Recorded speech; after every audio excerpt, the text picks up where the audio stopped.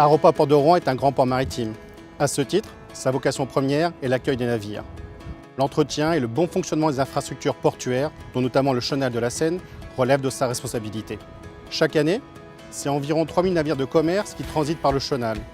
Il s'agit essentiellement de vraquiers, autrement dit des navires qui emportent des marchandises liquides ou solides en vrac, comme par exemple des céréales, des produits pétroliers ou encore des granulats. Nous recevons aussi des porte-conteneurs, des rouliers qui emmènent des véhicules ou encore des paquebots de croisière. Pour permettre d'accueillir tous ces navires dans de bonnes conditions au port de Rouen, il est indispensable d'entretenir les profondeurs du chenal pour garantir la hauteur d'eau nécessaire à la navigation. Cette hauteur d'eau doit en effet être toujours supérieure au tirant d'eau du navire, sans quoi il s'échouerait. Le tirant d'eau correspond à la hauteur de la partie immergée du navire, autrement dit la distance verticale entre la ligne de flottaison et le point le plus bas de la coque. Cette distance varie en fonction de la charge transportée. Aropa Port de Rouen propose aujourd'hui un tirant d'eau de 10,70 m environ à la montée, c'est-à-dire dans le sens qui va de la mer vers Rouen, et 10,30 m à la descente, dans le sens inverse, de Rouen vers la mer. Mais attention, ces valeurs ne sont pas fixes, elles varient en fonction des marées principalement, en fonction de la météo ou encore du débit de la Seine. C'est pourquoi il convient de les vérifier systématiquement auprès de la capitainerie du port et de la station de pilotage de la Seine.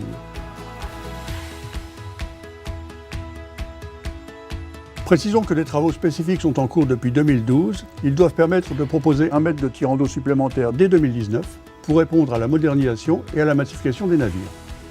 Le chenal du port de Rouen s'étend sur une distance de 120 km entre l'embouchure de la Seine et la métropole rouennaise. Il connaît une importante sédimentation naturelle liée principalement aux apports d'origine marine.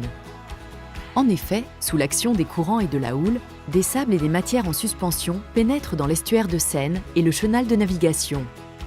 Lorsque les courants sont moins importants, ces matières se déposent sur le fond, formant les sédiments. Au fil du temps, la sédimentation réduit les profondeurs dans le chenal. Il est donc nécessaire d'entretenir régulièrement les profondeurs pour garantir la sécurité des navires. L'entretien du chenal se déroule en 2 phases, le sondage dans un premier temps, puis le dragage.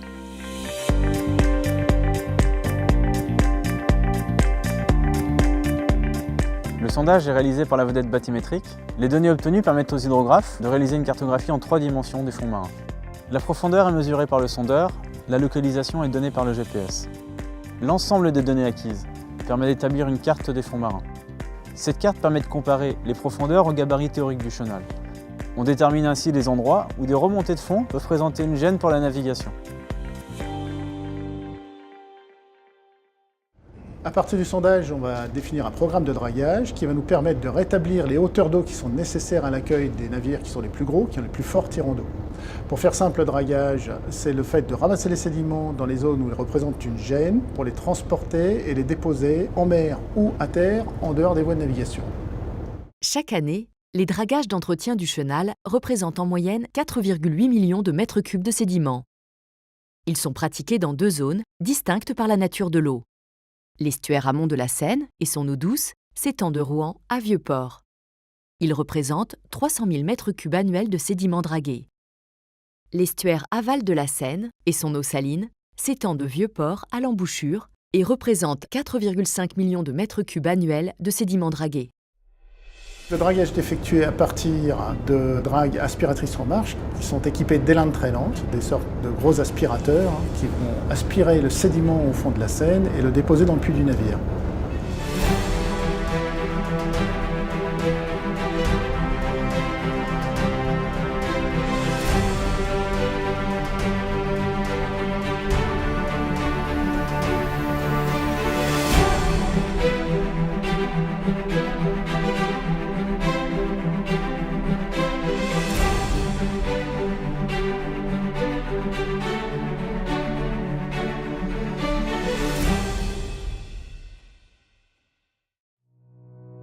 Suivant leur localisation, les sédiments dragués présentent une nature et une qualité chimique différentes.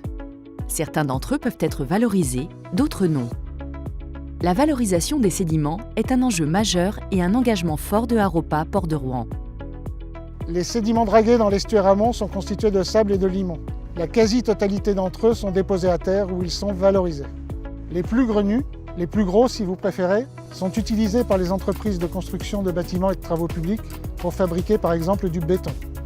Pour cela, 5 sites de mise à terre comme celui-ci ont été aménagés le long de la Seine.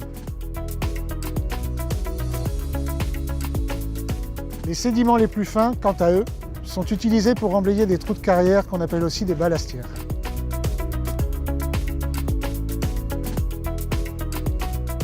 Cela permet de recréer des milieux naturels qui présentent un intérêt pour le paysage et pour l'environnement. À Laval, les sédiments sont principalement constitués de sable fin d'origine marine et de vase. Malheureusement, ces sédiments ne peuvent être valorisés à cause de leurs caractéristiques. C'est la raison pour laquelle nous avons recours à l'immersion.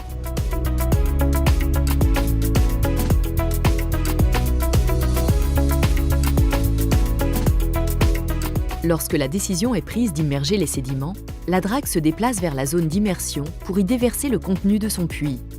C'est ce qu'on appelle le clapage.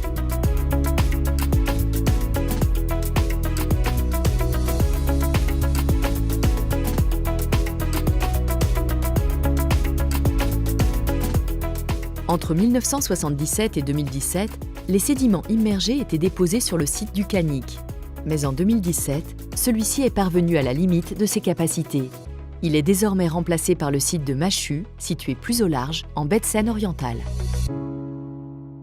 Comme toute activité humaine, les dragages et la gestion des sédiments peuvent avoir un impact sur l'environnement. Pour limiter cet impact, d'une part, les dragages n'ont lieu que lorsqu'ils sont absolument nécessaires et dans le strict respect de la réglementation. D'autre part, Aropa Port de Rouen a mis en place des bonnes pratiques environnementales. Ces bonnes pratiques sont au nombre de 4. Première bonne pratique, Aropa Port de Rouen valorise les sédiments de dragage chaque fois que cela est possible par une réutilisation des sédiments, soit dans le secteur du bâtiment et des travaux publics, soit au travers du remblaiement de ballastières, ce qui permet de recréer des milieux naturels. On a ici un exemple concret de milieu naturel qui a été reconstitué à partir des sédiments de dragage.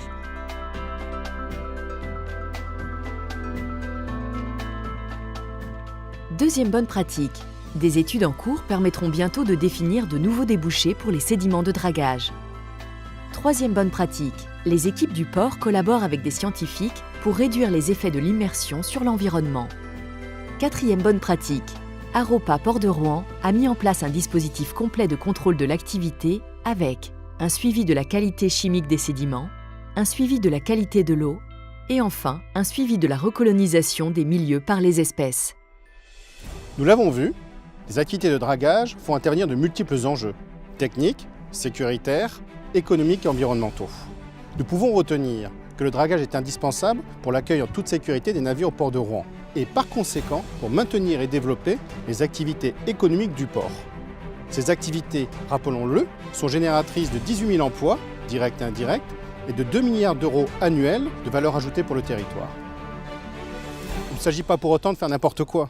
Aropa Port de Rouen est un port responsable, soucieux de concilier ses activités portuaires et la préservation de l'environnement.